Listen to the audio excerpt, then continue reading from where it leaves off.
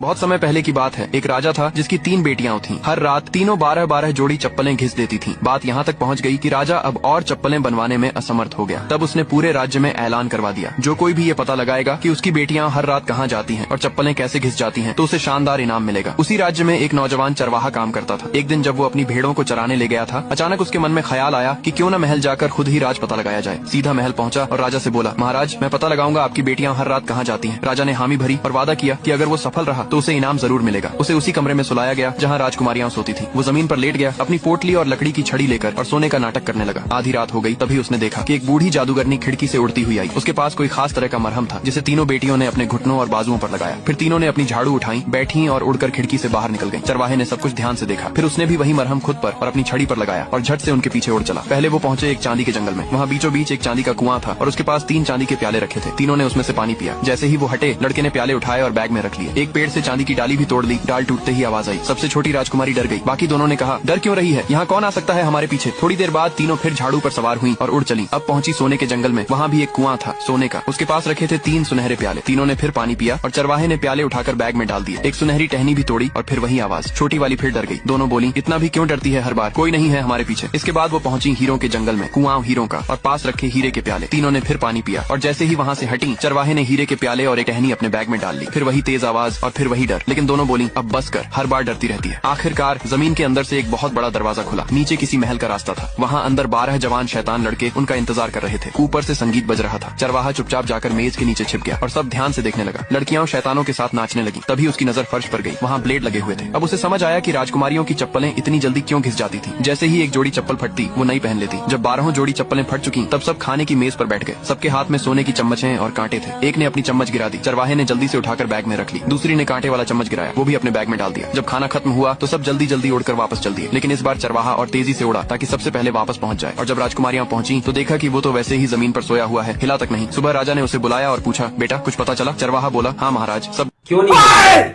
अलग पंडे एग्जाम बगल में सर आ जी गया, को लाइफ में नमस्ते कुछ करना है सर, पूरी तो देखने अगर दे रहे हो ऐसा यार। है, तो क्यों नहीं हो रही।